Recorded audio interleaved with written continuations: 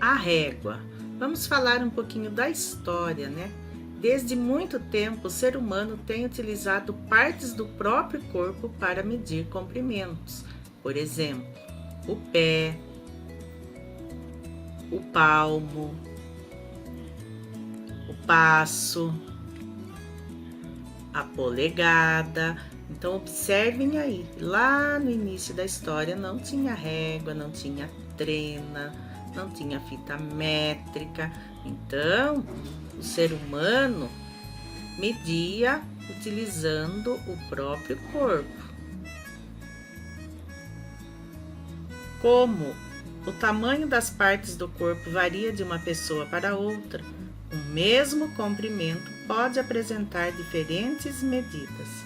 Por isso, atualmente, para medir comprimentos, usamos instrumentos apropriados com medidas padronizadas, como a régua.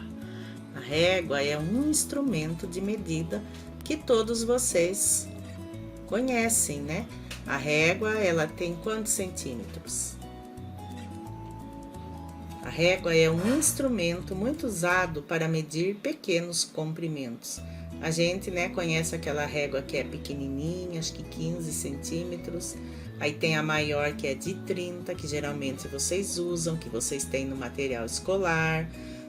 Aí a tia tem na sala de aula aquela régua de madeira, que tem 100 centímetros, que é igual a 1 metro.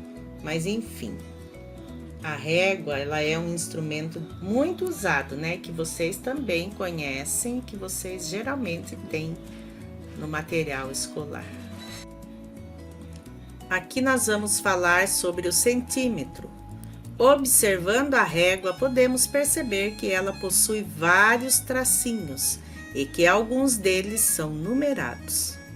Observem aí mais uma vez essa régua. Na régua, a distância que vai de um número até o seu vizinho é sempre a mesma. Essa distância representa 1 centímetro, ou seja, a gente pode abreviar, ao invés de ficar escrevendo a palavra centímetro, a gente usa só a letra C e a letra M. Observe o comprimento dos seguintes objetos. Letra A, o comprimento do lápis é 11 centímetros, ou 11 cm. Observem aí que a pessoa mediu o lápis na régua. O lápis mediu 11 centímetros. Na letra B, o comprimento da caneta é 14 centímetros, ou 14 cm. Na letra C, o comprimento do clipe é 3 centímetros, ou 3 cm. Lembrando que cm é a abreviação da palavra centímetro. Continuando aqui na atividades para a sala. Número 1. Carolina e Karina mediram o comprimento do tapete da cozinha utilizando os próprios pés. Observem aí, a Karina, ela está medindo o comprimento do tapete e a Carolina está só observando ali do ladinho. Carolina verificou que o comprimento do tapete era 11 pés. Karina encontrou uma medida um pouco menor que 10 pés de comprimento para o tapete. Agora, responda às questões. Questão A. Por que ocorreu essa diferença de medida no comprimento do tapete? Lembrando que elas mediram com os pés. Será que as duas têm o mesmo tamanho de passo? Que conclusão vocês tiram aí? Vamos ver. Qual das meninas possui o maior pé? Letra C.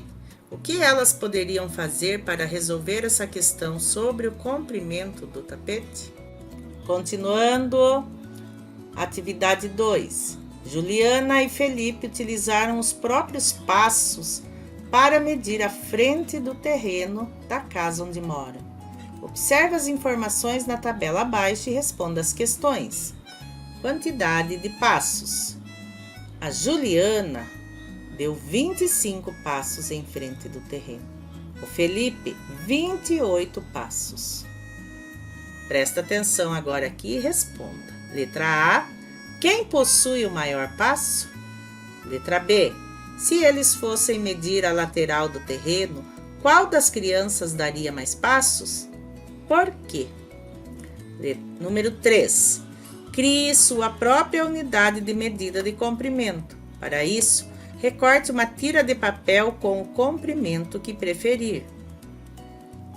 Atividade A, meça com essa tira de papel, você vai medir o lado maior do tampo da sua carteira e anotar. Como nós não estamos na escola, você vai medir aí a mesa onde você estuda. Meça o lado mais comprido da sala de aula e anote. Você vai fazer o mesmo aí na sua casa. Medir o lado mais comprido do cômodo, ou do seu quarto, ou da sala, ou da cozinha, aí você escolhe. Compare suas medidas com a de seus colegas. Aqui a gente não vai poder, porque vocês estão aí em casa sozinhos. Então, vocês só vão completar até a letra C para a tia, tá bom?